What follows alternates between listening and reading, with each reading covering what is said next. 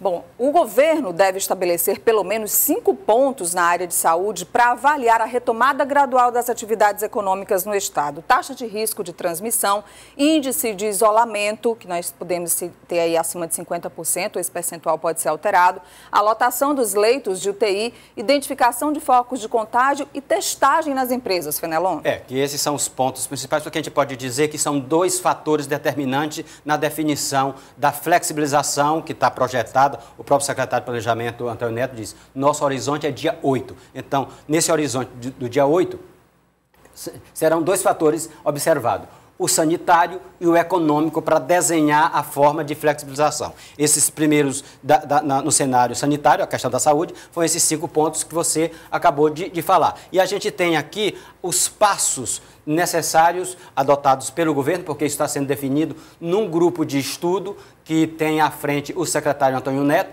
mas que conta também com o secretário de Saúde, secretário de Governo e secretário de Desenvolvimento Econômico, além da equipe da Fundação CEPA. E na avaliação econômica, que é aqui numa outra tela que a gente vai mostrar, a gente tem aqui a força econômica dos setores, quem é que tem maior peso, por exemplo, na geração de emprego. Sim. E aí a gente tem, com esse peso econômico, a gente vai ter e também o risco na interação, no funcionamento desses setores, a gente vai ter a definição de 3 bandeiras. Essas bandeiras, elas vão definir, vamos dizer, o ritmo de inclusão dos setores a essas atividades. Bandeira verde, a gente tem o comércio, a indústria e a construção. Pegar aqui o exemplo da construção. O setor da construção inclui 10 subsetores: cerâmica, produção de brita, além das lojas propriamente de comércio e o canteiro de obra.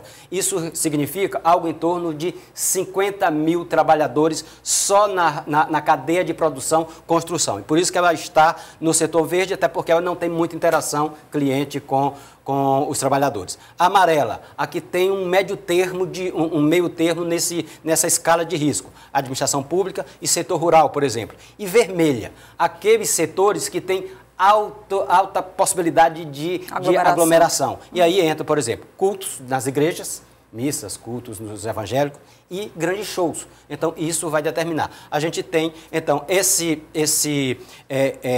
cronograma, esses critérios que definem um calendário. A gente tem 2 datas cruciais que podem gerar a terceira ou não. A primeira, terça-feira, o governador tem uma reunião com esse grupo e setores produtivos, poderes, para analisar uma minuta de decreto que esse grupo está desenvolvendo.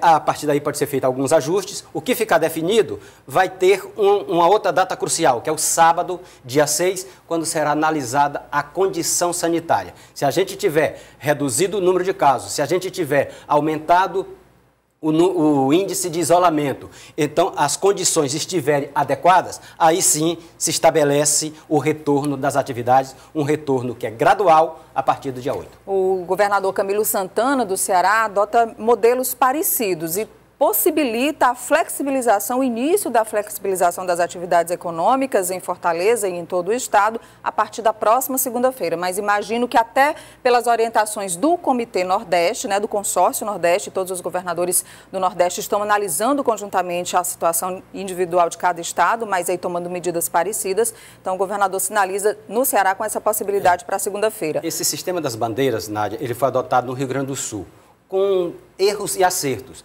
E esse modelo que foi adotado lá está sendo olhado pelos outros estados, inclusive os erros, para que não sejam repetidos nesses estados, inclusive o Ceará e o Piauí. E no Maranhão, terminou o lockdown, nós já falamos aqui sobre isso. Ontem, algumas atividades comerciais voltaram, o que se viu foi muita gente na rua. Preocupação também para o governador do Maranhão, prefeito de São Luís, da região metropolitana. Aqui em Teresina, empresários vão se manifestar em frente à Prefeitura de Teresina nesta quinta-feira. Já está circulando nas redes sociais, inclusive, esse aviso: é preciso trabalhar, hashtag preciso trabalhar pela vida, preciso trabalhar, e um grupo está se mobilizando e se organizando. Nós vamos aí ouvir a representante do sindicato dos salões de beleza, do público aí que também está sendo afetado porque não é incluído como serviço essencial, e lojistas que estão incluídos nesse grupo.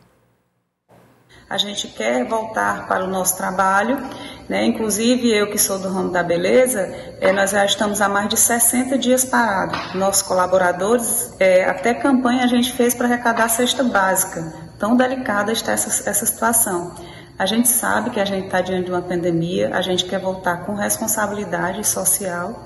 Defendo a volta responsável ao trabalho de todos os trabalhadores do Piauí, independente de que seja a sua atividade econômica, pois todo trabalho digno é essencial.